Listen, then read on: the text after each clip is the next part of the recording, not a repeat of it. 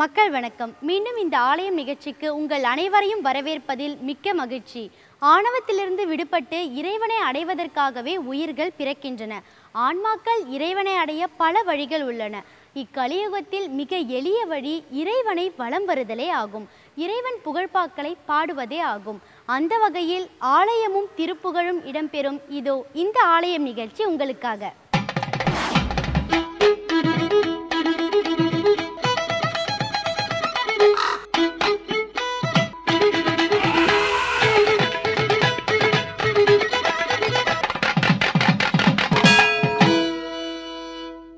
நகரமான காஞ்சிபுரத்தில் எண்ணிலடங்கா கோவில்கள், சைவம், வைணவம், சாக்தம், கௌமாரம் என எண்ணிலடங்கா ஆலயங்கள் காஞ்சியில் உள்ளது.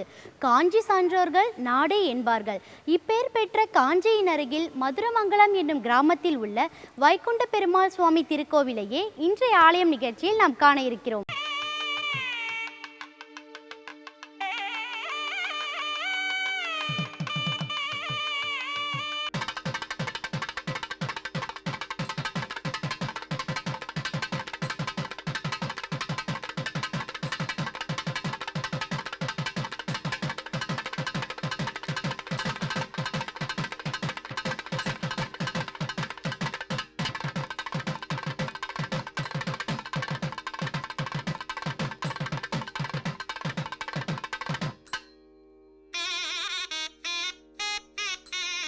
காஞ்சிபுரம் மாவட்டத்தில் சுங்குவார் சத்திரத்தில் இருந்து 7 கிலோமீட்டர் தொலைவில் பரந்தூர் செல்லும் சாலையில் மதுரமங்கலம் என்னும் கிராமம் அமைந்திருக்கிறது. அழகிய வயல்வெளிகள் சூழ்ந்திருக்கும் இந்த மதுரமங்கலம் கிராமத்தின் மைய பகுதியில் ஸ்ரீ வைகுண்ட பெருமாள் மற்றும் ஸ்ரீ எம்பார் சுவாமி திருக்கோயில் அமைந்திருக்கிறது.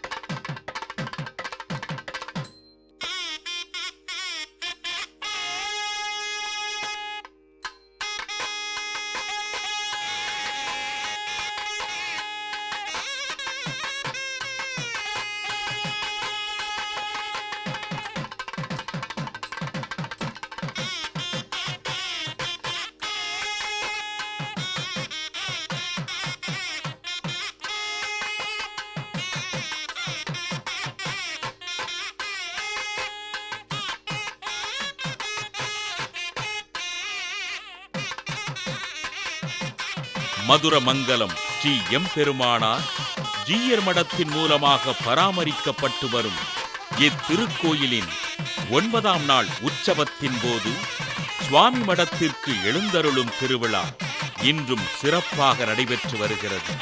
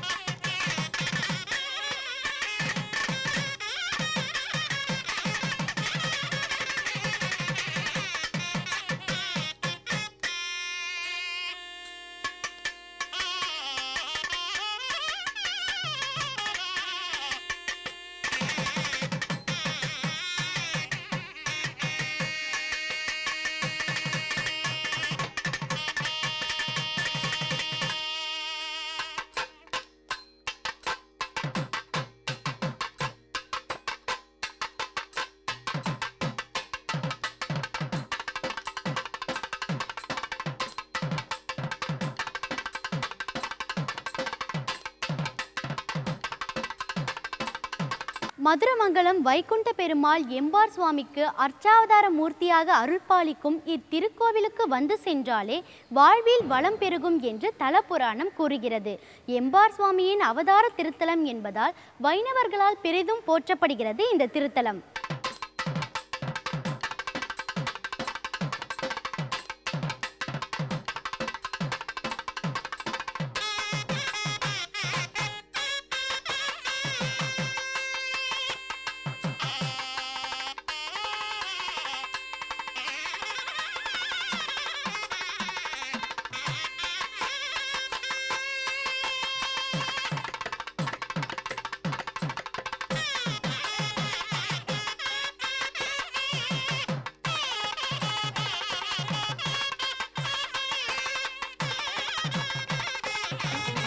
வைகுண்ட பெருமாள் மற்றும் ஸ்ரீ எம்பார் சுவாமி திருத்தல வரலாறு பழமையும் சிறப்பும் வாய்ந்ததாக அமைந்திருக்கிறது. ஆளவந்தாரின் முக்கிய சீடர்களில் ஒருவரான பெரிய திருமலை நம்பியின் மூத்த சகோதரி இளையாழ்வார் என்றும் கோவிந்த பெருமாள் என்றும் 2 குழந்தைகள் பிறந்தன. திருவனந்த ஆழ்வாரின் அவதாரமே இளையாழ்வார் என்றும் கருடாழ்வாரின் அம்சமே கோவிந்த பெருமாள் என்றும் வைணவ சம்பிரதாயம் தெரிவிக்கிறது. கருடன் ஏதோ காரணத்தினால் மனிதனாக பிறக்கும் சாபம் பெற்றதாகவும் அதன் விளைவாக இவ்வூரில் பிறந்ததாகவும் பிறகு வைகுண்ட பெருமாள் அருளினால் முத்தி பெற்றதாகவும் செவிவழி கதை ஒன்றையும் இவ்வூர் மக்கள் கூறுகிறார்கள். இளையாழ்வாரும் கோவிந்த பெருமானும் யாதவ பிரகாசன் என்பவரின் வேதாந்த கல்வி கற்றனர். அத்வைத கொள்கைக்கு மாறான கொள்கையை கூறிய இளையாழ்வாரை காசி கங்கையில் தள்ளிவிட யாதவ பிரகாசன் திட்டமிட்டு அழைத்துச் செல்ல அண்ணனை காப்பாற்றி வழியிலேயே தப்ப வைத்த கோவிந்த பெருமான் காசியில் நீராடிய போது அவர் கையில் ஒரு சிவலிங்கம் கிடைத்தது. எனவே இவரை உள்ளங்கை கொணர்ந்த நாயனார் என்று போற்றுகின்றனர். தப்பிச் சென்ற இளையாழ்வார் காஞ்சியில் தங்கி தேவ கைங்கரியம் செய்து வந்தார். தம்பியை மீண்டும் வைணவத்திற்கு வரவழைக்க இறைவனிடம் பிரார்த்தித்தார் இளையாழ்வார். திருநம்பியும் கோவிந்தர் மனத்தை மாற்றி எம்பார் என்ற திருநாமம் சூட்டி வைணவ ஆச்சாரியராக்கினார். இவரே பின்னர் கூரத்தாழ்வான் குமாரரான பராசர பட்டருக்கு ஆச்சாரியரானார். இவர் நிறுவிய மடம் இன்றும் இவ்வூரில் செயல்பட்டு வருகிறது.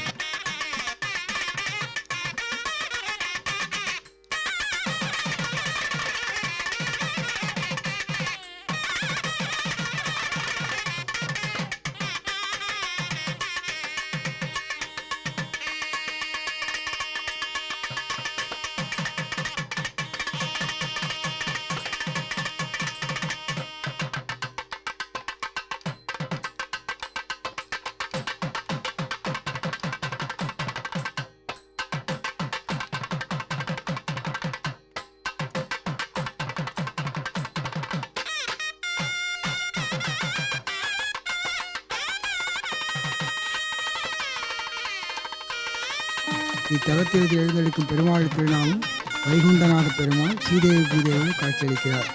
இங்கே அருகாமல் இருப்பது எம்பார் கோவிந்தன் பிறவைக்கு இந்த ஊரிலே அவதரித்தவர். ராமானுஜ சிறிய தாயார் பிள்ளை. சுவாமிக்கு திருமணமாகியும் இல்லற வாழ்க்கை ஈடுபடலை. ஏன்னா பாவையுள் அகல பகலன் நான் வாழ்வு, இந்த பொய்யான இல்லற வாழ்க்கை தேவையில்லை, பகவான் ஒருவன் தான் எனக்கு தெரிகிறேன். அதனால் இந்த கண் சம்பந்தப்பட்ட எதுவாக இருந்தாலும் அந்த சன்னதியில் வந்து அவரை தியானம் பண்ணினா கண்டிப்பாக நிச்சயமாக கண்கள் சம்பந்தப்பட்ட வியாதிகள் குணமாகிடும். இந்த கோவிலை கட்டியது சுவர்ண மகாராஜா. அதாவது இந்த இடத்துக்கு தொண்டீரம் என்ற சத்திரன் பேர்.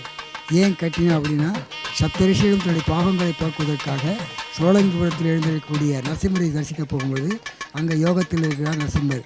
ஆகவே அங்கிருந்து ஒரு அசுரிய வாக்கை இங்கே யோகத்தில் நரசிம்மர் இருப்பதால் நீங்கள் மழலைமங்கல் கஷேத்திரத்திலே சென்று அங்கு சுகோதமாக கட்டப்படும் கோவிலிலே உங்களுக்காக வைகுண்ட பெருமாள் காட்சி அளிப்பார் என்ற அசுரிய வாக்கு. அதற்கு பிறகுதான் சப்தரிஷிகளும் வந்து இந்த கோவிலிலே வந்து சென்றிருக்கிறாங்க வரலாறு. இந்த கோவிலை கட்டி சுமார் 1100 வருஷங்கள் ஆகுது. அதுக்கப்புறம் சுவாமி எம்பார் இந்த ஊரில் அவதாரமானதால் அவர் தன் கையாலே வந்து பெருமாளுக்கு திருவாரம் செய்கிறார். ஆகவே இந்த பெருமாள் எம்பாருடைய திரு ஆராதன பெருமாள். எம்பார் என்பது கோவிந்த பட்டம். எம்பார் அப்படி என்றால் எம்பெருமானுடைய முதல் எழுத்தும் கடைசி எழுத்தும். பார் என்றால் நிழல், அவருடைய திருவடியும் நிழல். அதனால தான் எம்பெருமான் எம்பார் இருக்கிறோம்.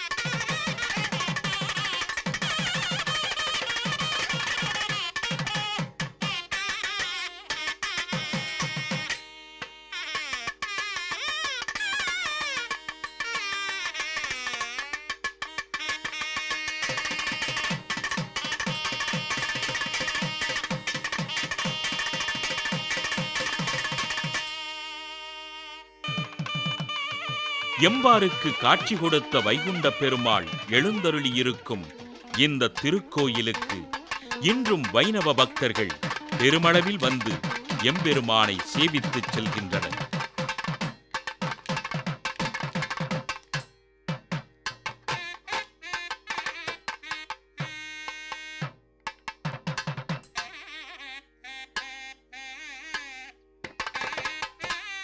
ஆலயம் நிகழ்ச்சியின் அடுத்த பகுதியாக வருகிறது திருப்புகழ். திருப்புகழை பாட பாட வாய் மணக்கும், கேட்க கேட்க செவி மணக்கும், உணர உணர உள்ளம் மணக்கும். அந்த வகையில் இன்றைய நிகழ்ச்சியில் என்ன பாடல், என்ன விளக்கம் என்று பார்ப்போம். எல்லோரும் இன்புற்றிருக்க நினைப்பதுவே அல்லாமல் வேறொன்று அறியேன் பராபரமே. திருச்செந்தூரில் எழுந்தருளியிருக்கும் முருகப்பெருமானை துதித்து அருணகிரிநாதர் பாடியது தந்த பசிதனை எனும் அற்புதமான பாடல். இப்பாடலில் அருணகிரிநாதர் அற்புதமான தமிழ் சொற்களை நமக்காக அருளி இருக்கின்றார்.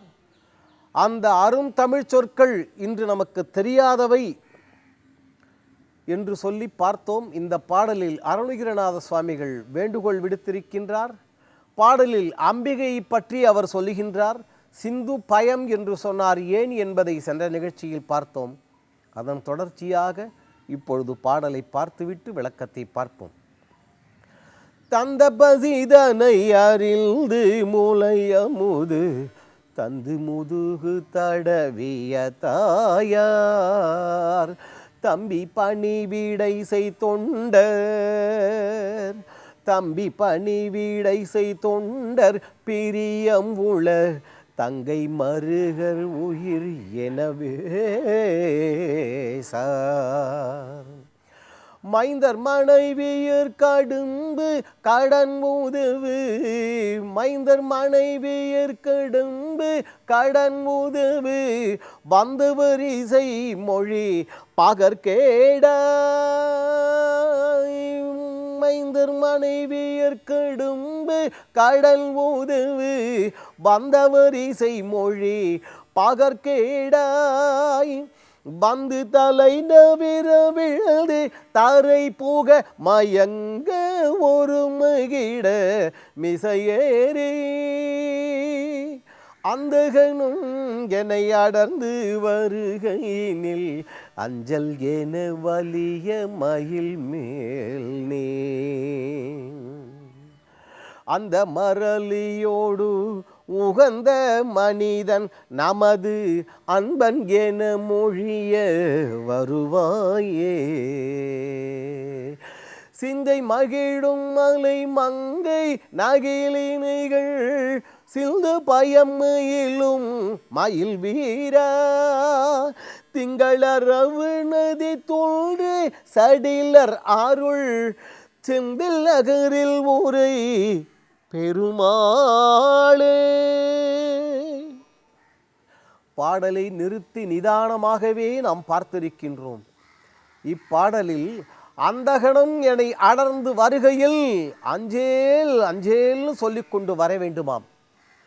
நம் நூல்களில் ஒவ்வொன்றிற்கும் அவர்கள் அந்த பெயர் வைத்தார்கள் அல்லவா, அந்த பெயருக்கு உண்டான காரணமே அற்புதம். இப்படிப்பட்ட தகவல்கள் உலகத்தில் வேறு எங்கும் நாம் பார்க்க முடியாது. நம் உடம்பிலிருந்து உயிரையும் உடலையும் கூறுபடுத்தி கொண்டு போவதன் காரணமாக கூற்றுவன் காலம் பார்த்து நம் உடம்பிலிருந்து உயிரை கொண்டு போவதால் அவனுக்கு காலன் என்று ஒரு பெயர். அவனுக்கு வேண்டியவர்கள் வேண்டாதவர்கள், படித்தவர்கள் படிக்காதவர்கள், பதவியில் உயர்ந்த பதவி இருப்பவர்கள், இவன் பதவியே இல்லாதவன் என்றெல்லாம் வேறுபாடு கிடையாது. கண் பார்வையற்றவர்களுக்கு எந்த வேறுபாடும் தெரியாதல்லவா? அப்படி வேலை செய்பவன் அவன். அதனால தான் இந்த இடத்துல அருணகிரிநாத சுவாமிகள் சொல்லும் பொழுது அந்தகனும், என்ன வாக்கு, என்ன வாக்கு, அந்தகன் என்னை அடர்ந்து வருகையில் என்றால் நாம் எல்லோரும் நினைவில் வைத்து கொள்ள வேண்டியது புகைவண்டி வரும் நேரம், கிளம்பும் நேரம், விமானம் நேரம், பேருந்து எல்லாத்துக்கும் ஒவ்வொரு விதமான நேரங்கள் உண்டு.